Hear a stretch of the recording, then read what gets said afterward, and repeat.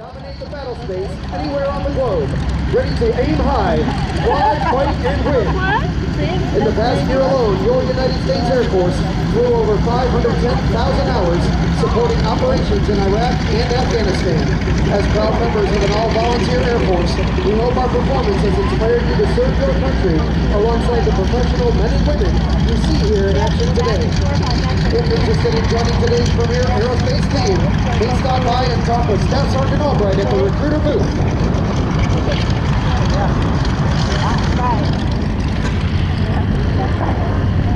And now, on behalf of the United States Air Force, the Commander of Air Combat Command, General William F. Fraser III, and all the men and women of Air Combat Command, thank you for your attendance, and thank you for your patriotism and support. Master Sergeant Harrison Lee, Jenny Scott, team. Let's hear it for these guys. All right, we love it. Okay, now get ready. It's something very special. You saw it in 10. Example of one state-of-the-art current inventory fighting machine. Let's get ready for one of the classics, the legendary 251 Mustang.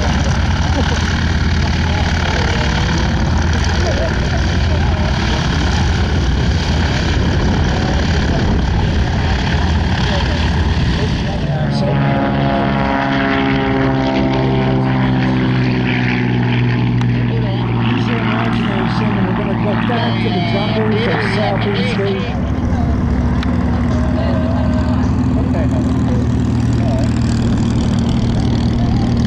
Big wave for Scooter, Scott Oak, and that beautiful 251 Quicksilver.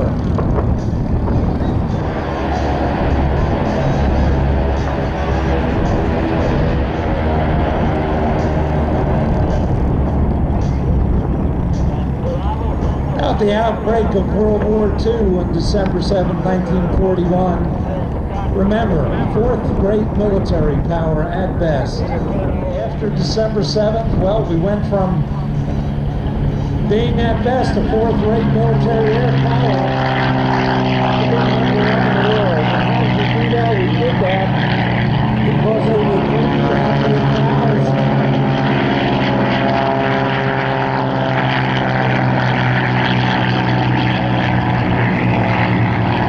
300,000 airplanes were built. That had previously built cars, built trains, and after World War II, during the 50s, we're launching some of the primary and basic trainers that the aviation cadets had to master before they came.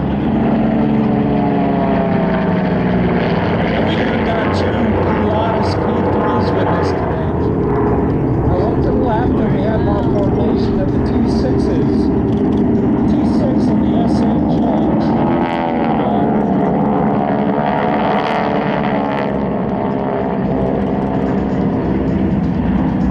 have been called one of the most important aircraft designs of World War II, perhaps of all time. Those T6s, as the Army Air Corps called them, SNJ is what the Navy called them. And although it was designed as an advanced trainer, it was used in many other roles as a fighter, interceptor, bomber, forward air control. Served in the 75 air forces throughout the world. There's a BT-13. Bill Godey brought his BT-13 again this year. That was the basic trainer, fixed gear, tail dragger.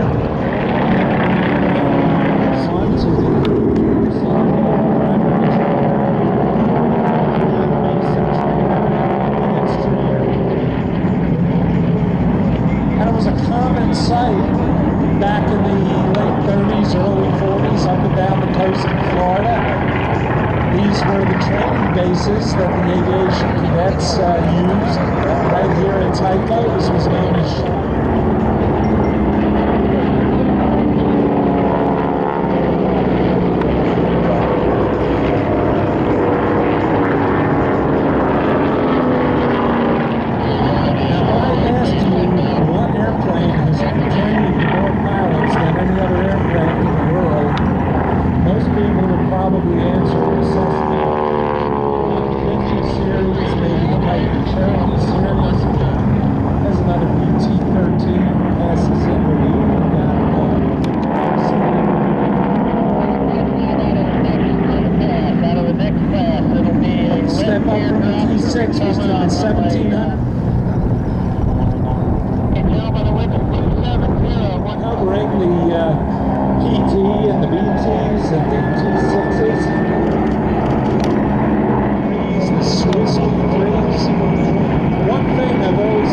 very interesting when different countries have designed a trainer for the same role, whether it's the basic trainer or the advanced trainer. It's always interesting that the design comes out very similar. For example, if you look at the P3s, the Pilatus P3s that I just asked, notice how similar they are to our Beach 234s. Now, they weren't talking to each other, and they switched their flying in the air there.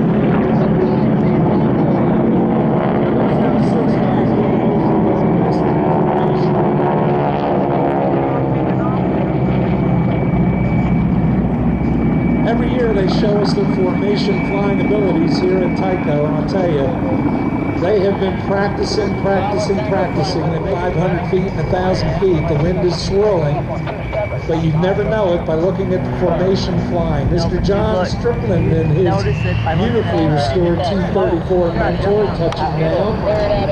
John is the T-34 lead today.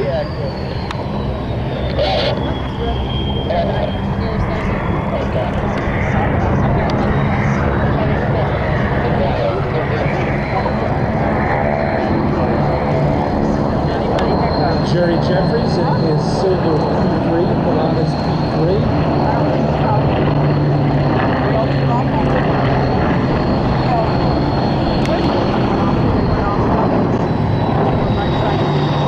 And you can see what I was talking about. Beetle Bailey, Don Bailey, we call him Beetle Bailey. You can see that big black beetle he has painted on the tail of his airplane. Don is a very interesting guy, and the airplane's a very interesting airplane, that L-29 Delta. Thank you.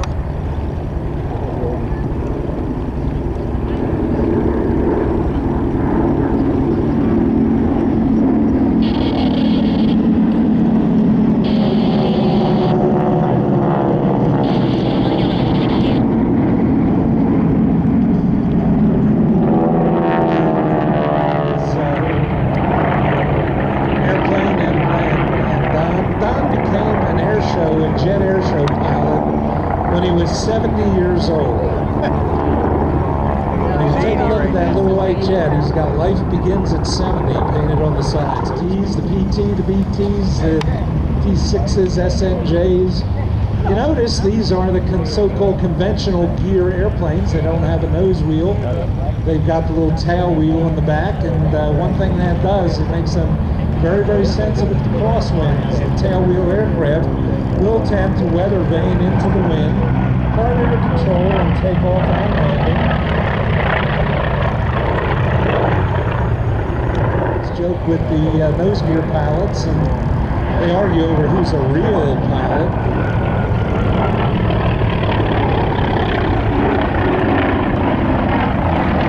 Everybody's doing a real to one job.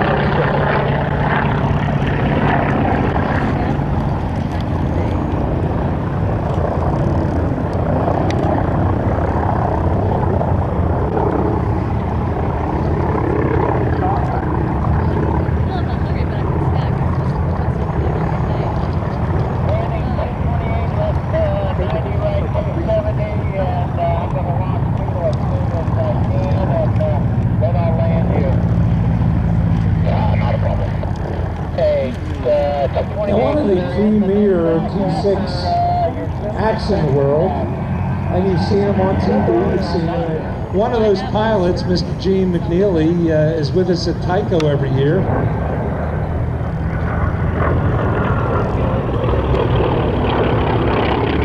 As soon as we get all these aircraft on the ground, we're going to show you a little example of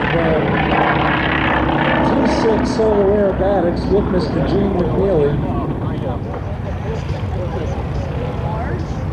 We're recovering the last of our T-28s, and we didn't get to talk a lot about those airplanes, but that was the last advanced trainer built specifically for that training role for the military by North American Aviation.